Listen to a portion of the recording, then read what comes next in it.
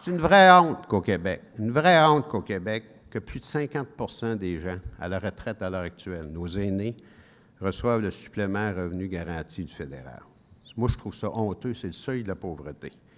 Et c'est la raison pour laquelle on a, depuis 1 an et demi, de concert avec le CTC dans le Canada anglais, parti notre campagne d'une retraite à l'abri des soucis. Ce qu'on veut, dans le fond, en résumer ça assez vite, à l'heure actuelle, 25 on a une retraite avec la Régie des rentes du Québec, qui est le régime de pension du Canada, le CPP, comme on appelle en anglais, qui prévoit 25 des maximums d'à peu près 45 000 $. Vous savez, c'est le taux le plus bas de tous les pays de l'OCDE. Une vraie honte.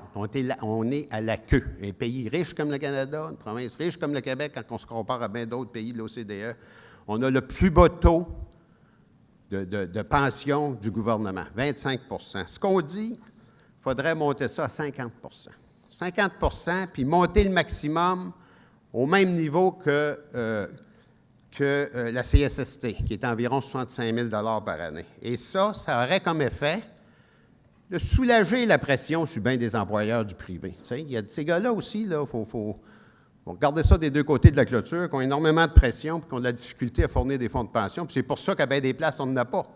Mais si on avait une régie des rentes qui nous donnait 50 de 65 000 $, on pourrait à ce moment-là négocier une pension, une retraite complémentaire, supplémentaire, puis atteindre le 70, 75 ou 80 qu'on vise pour la pension de tout le monde.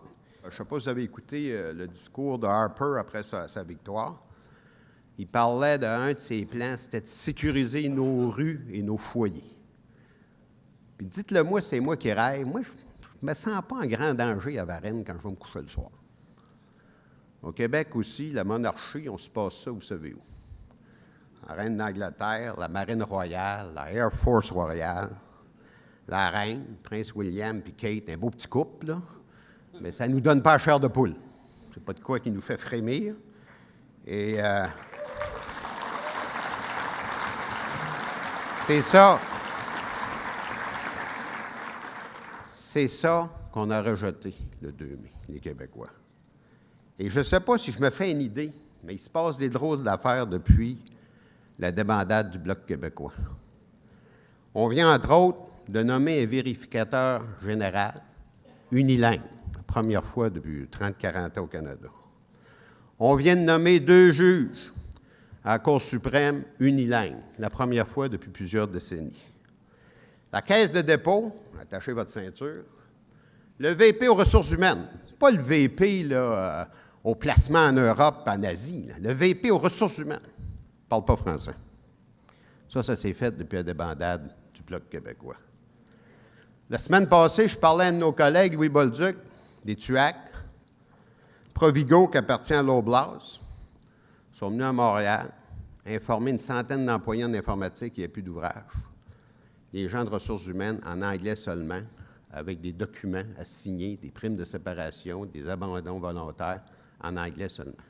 Puis dans le fond, moi, j'ai rêvé, en tout cas une bonne partie de ma vie, là, je suis rendu à 60 ans, je rêve moins quand tu vieillis, t'es plus... J'ai rêvé d'un Québec souverain. Peut-être qu'avec toutes ces crises de folie-là, on va finir par se décider aussi. À un moment donné...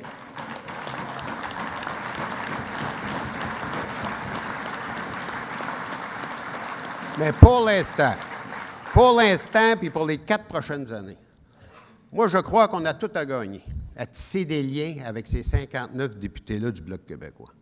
Tisser des liens parce que c'est les seuls qui vont porter le ballon. Qu'est-ce que j'ai dit? Du NPD, excusez-moi. À la FTQ, on va avoir un colloque sur la politique énergétique. Il va falloir créer à la FTQ une politique énergétique, puis une politique également de développement de nos ressources naturelles. Ça va être le printemps prochain. Puis moi, je vous invite, mes amis, à venir. Ça vous regarde, les richesses naturelles, c'est le bébé de tout le monde, mais mon Dieu que c'est le bébé du syndicat des métallos. La sidérurgie, les mines. J'entendais les gars de Fermont tantôt, les gars du Nord. Moi, j'ai eu l'opportunité dans ma vie de travailler 10 ans sur la Côte-Nord. C'est notre bébé. Métallo, ça le dit. C'est nos richesses naturelles. Puis il ne faudra pas non plus que la FTQ soit handcuffée, je ne sais pas comment dire ça en français, Léo, peut-être les mains menottées, avec une politique qui n'est pas applicable. une politique qui n'est pas applicable. Vous savez, au Québec, tout n'est pas noir. Tout n'est pas noir, puis quand tu te promènes un peu, tu es toujours content de revenir. L'assurance automobile, mes amis, ça n'existe pas partout. L'assurance parentale, je vous en parlais tout à l'heure. Les garderies à 7 piastres. Le retrait préventif de la femme enceinte. On a essayé de nous l'enlever, là, CSST. On s'est battu pendant 1 an et demi, Daniel Leroy, moi et 2 autres, parce que le patronat voulait enlever ça. Trouvez-vous une autre place en Amérique du Nord, moi? Aucune femme qui est enceinte puis que son milieu de travail est dangereux pour le fœtus peut se retirer avec pleine compensation de la CSST. Ça n'existe pas ailleurs, ça. On peut être fiers de ça.